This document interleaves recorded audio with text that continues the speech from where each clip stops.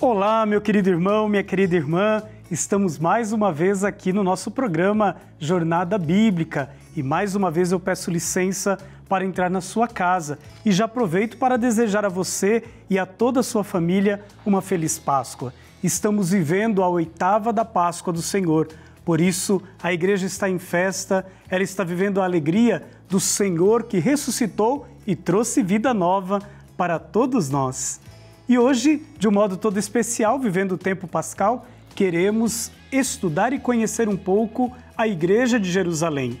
E durante então todo este mês de abril, nós vamos estar estudando o livro dos Atos dos Apóstolos. Queremos nos inspirar neste livro para vivermos melhor a nossa vida, a nossa experiência cristã.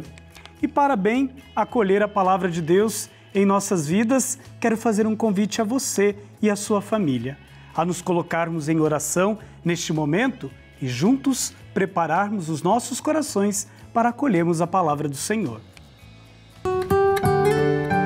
Ó Deus, fonte de toda luz, suplico-vos que iluminai meu entendimento. Dai-me um espírito diligente e dócil, e um desejo eficaz de aplicar o que quer que eu leia para a glória de Deus, para a santificação de minha alma e para a salvação do próximo. Concedei, ó meu Jesus, que como a vossa abençoada mãe, eu possa guardar todas as vossas palavras, ponderando-as no meu coração. Amém. Com os nossos corações preparados, quero fazer um convite a você. Pegue a sua Bíblia e nós vamos abri-la em Atos dos Apóstolos 1, do versículo 1 ao versículo 11. Escutemos o que o Senhor tem a nos dizer nesta noite.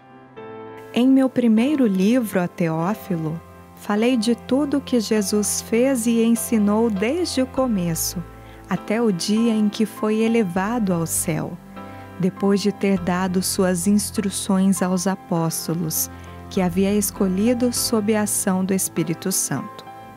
A eles também, após sua paixão, Jesus apresentou-se vivo com muitas provas, aparecendo-lhes durante 40 dias e falando-lhes do reino de Deus. Um dia, estando à mesa com eles, mandou que não saíssem de Jerusalém, mas que esperassem que se cumprisse a promessa do Pai. Aquela, disse ele, que ouvistes de minha boca. Porque João batizou com água, mas vós é no Espírito Santo que sereis batizados, dentro de poucos dias. Estando, pois, reunidos, perguntavam-lhe: Senhor, é agora que vai restabelecer a realeza em Israel? Respondeu-lhes Jesus: Não compete a vós saber os tempos e momentos que o Pai marcou com sua própria autoridade, mas recebereis a força do Espírito Santo que descerá sobre vós, e serei minhas testemunhas em Jerusalém, em toda a Judéia, na Samaria e até nos confins da terra. Depois dessas palavras, foi elevando-se à vista deles, e uma nuvem escondeu-o a seus olhos. E enquanto ele partia, ficaram olhando para o céu. Nisso, apareceram junto deles 2 homens vestidos de branco. Eles disseram: Homens da Galileia, por que ficais olhando para o céu? Este mesmo Jesus que foi tirado de vosso meio para o céu, voltará, assim como o vistes ir para o céu. E vivendo o tempo pascal, nós temos esta oportunidade de mergulharmos no livro dos Atos dos Apóstolos. Este texto tão importante para nós que somos discípulos e discípulas de Jesus Cristo. Já no início do texto, Lucas nos recorda que ele já escreveu um outro livro. No seu primeiro livro, Lucas nos narra tudo aquilo que Jesus fez. Tudo aquilo que ele procurou realizar em favor dos seus irmãos e irmãs. Mas neste livro, dedicado a Teófilo, o amigo de Deus, Lucas vai relatar todas as ações das primeiras comunidades, que receberam a missão de levar, de anunciar o Evangelho a todos os povos. Por isso, na primeira parte do livro dos Atos dos Apóstolos, nós encontramos alguns elementos importantes que nos ajudam a viver a nossa fé cristã. O primeiro elemento é a promessa do Espírito Santo. A comunidade, ela não é chamada a realizar uma missão sozinha, mas ela é chamada a viver sob o impulso do Espírito. O Espírito que dará a inteligência, a sabedoria necessária para enfrentar todas as dificuldades da missão. O Espírito que é prometido pelo próprio Cristo, antes de partir para a casa do Pai, porque quando ele celebrou a sua ascensão aos céus, ali ele fez uma promessa aos seus discípulos. Ele voltaria para a casa do Pai, mas ele de lá enviaria o Espírito Santo, o Paráclito, o Espírito Defensor. A comunidade não ia precisar pensar na sua defesa.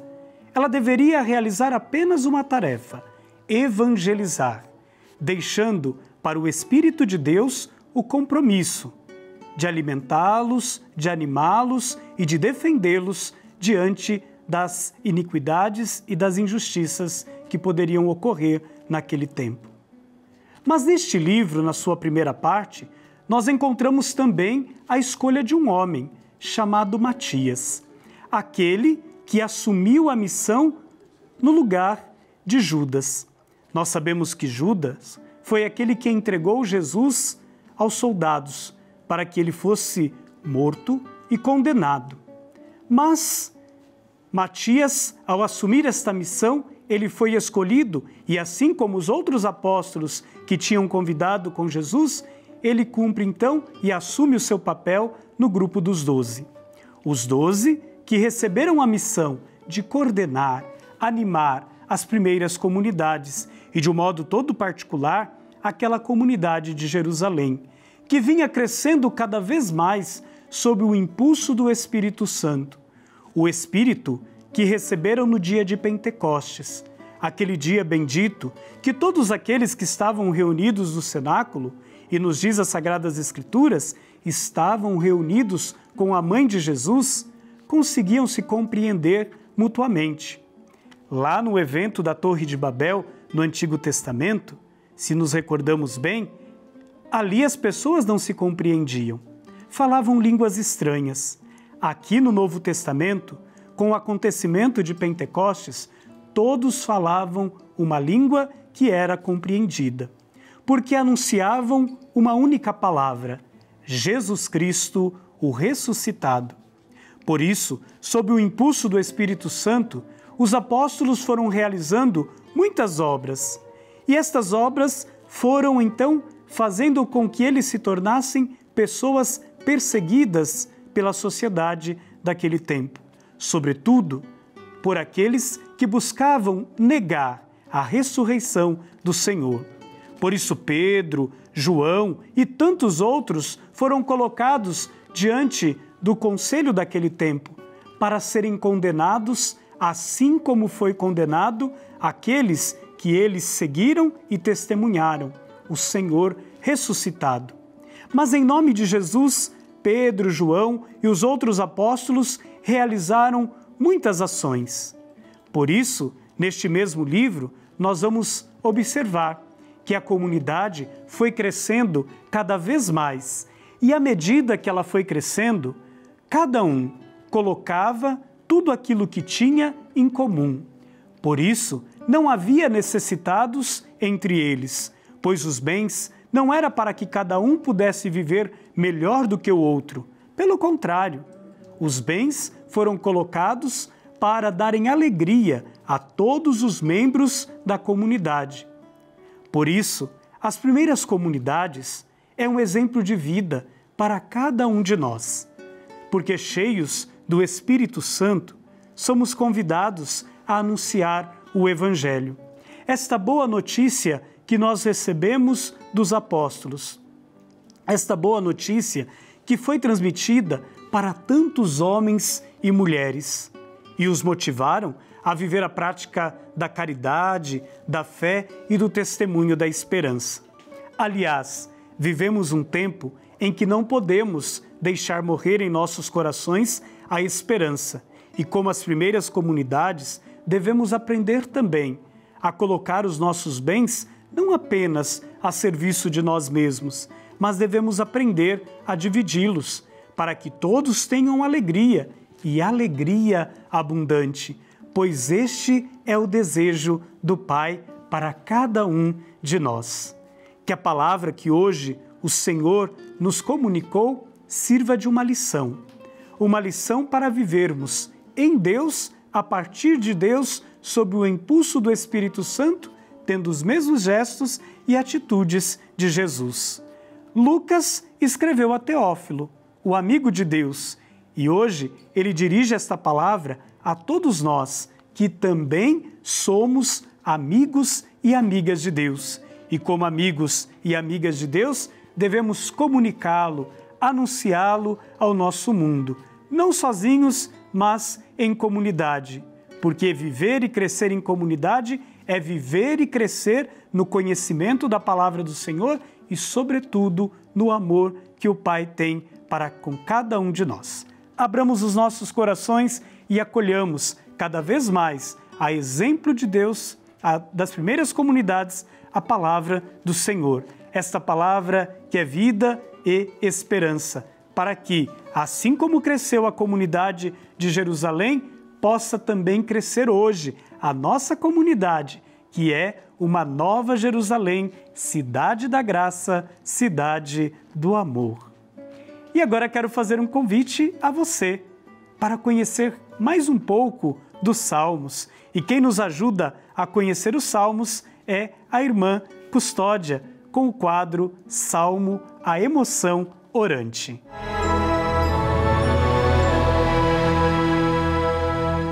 Querido Padre Rodrigo, queridos telespectadores, amigos da TV Aparecida, família dos devotos, devotos mirins.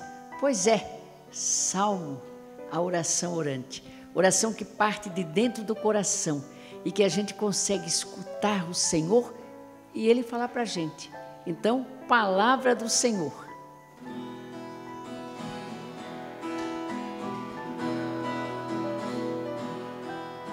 Palavra do Senhor, amor de Deus revelado. Palavra é o próprio Jesus, o verbo, o amor e a luz. Palavra do Senhor, amor em alta expansão, amor a nos comunicar, que Deus entre nós habita.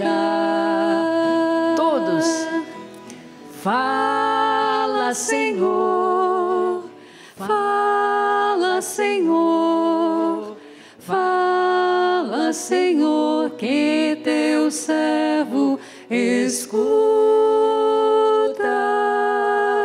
Fala, Senhor, fala, Senhor, fala, Senhor, que teu servo escuta.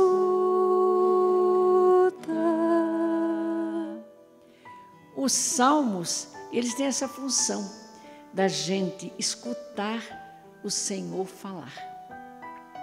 Hoje nós vamos cantar um salmo que faz parte do Hallel. Hallel em grego quer dizer o grande louvor. Então são salmos de louvor. E o Salmo 135 que nós vamos cantar hoje é um salmo que ele era cantado na grande Assembleia de Jerusalém, na grande liturgia. Ia falar dos louvores do Senhor, as qualidades do Senhor.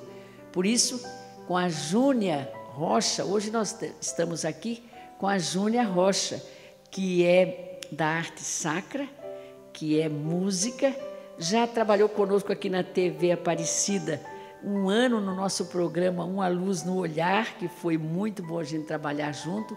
Ela é do movimento Shalom, mora em Caxambu. Então você pode cumprimentar a turma, Júnia? Sim, uma boa noite a todos, é uma alegria estar aqui, né, com a irmã Custódia, com todos vocês, neste programa, né, nesta jornada rumo ao conhecimento de Deus através dos salmos, né? Isso, por isso vamos cantar um salmo alegre, começando. E esse salmo, ele não é responsorial, que vem de responso, de resposta. Ele é um salmo da liturgia que acompanha o rito ou integra o rito. Ele pode ser um salmo, ele pode ser na entrada. Aqui em Jerusalém foi cantado na grande assembleia. Então vamos cantar. Aleluia, louvai o nome do Senhor. Aleluia, louvai o nome do Senhor, louvai ao Senhor, louvai, louvai ao Senhor, porque eterno é seu amor. Louvai ao Senhor, porque eterno é seu amor. Aleluia, cantai louvores ao Senhor, louvai ao Senhor, louvai, louvai ao Senhor, porque eterno é seu amor. Louvai ao Senhor, porque eterno é seu amor. Louvai ao Senhor, porque eterno é seu amor. Então, esse salmo é um salmo de louvor, como nós já falamos, e você pode cantar nas liturgias, nas celebrações. Olha, gente, falar em celebrações, eu queria dizer muito para a família, que nós precisamos rezar em família. Nós precisamos reunir a nossa família 2 vezes por semana, pelo menos, gente. Queridos pais, vocês que têm filhos adolescentes, filhos crianças, um salmo desse é um salmo alegre. Coloque instrumento nas mãos das crianças, aqueles guizos que se compram, façam instrumentos, porque os salmos eram cantados com instrumento com harpa, os salmos mais lentos, tambores, flautas, todos cantavam. Então nós devemos cantar mais nas famílias. Nós devemos fazer com que as famílias rezem pelo menos 2 vezes por semana. Queridos, que o nosso salmo, a emoção orante, faça com que a gente descubra a importância, a emoção, o amor da palavra de Deus para conosco e passe para adiante, para as crianças, jovens, adultos, a nossa fé de uma maneira segura diante de um mundo inseguro. Para frente.